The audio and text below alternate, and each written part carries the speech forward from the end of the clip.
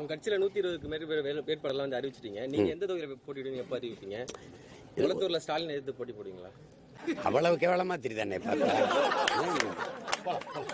அவர்கிட்ட போய் கிளம்பி சீமா நிக்கிற தொகுதியில நீங்க நின்று எடுத்து போட்டி போடுவீங்களா? நீங்க தயாரா இருக்கீங்களா? ஒண்டி கொண்டி நீங்க தயாரா இருக்கீங்க? திமுக யாரோடும் கூட்டணி கிடையாது.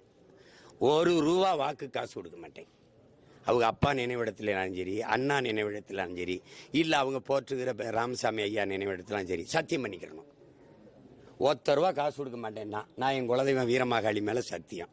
நீங்க சத்தியம் பண்ணிட்டு அவரும் நானும் திமுக மட்டும் நாம் தமிழர் மட்டும் என்னை வென்று காட்டிட சொல்லுப்பா.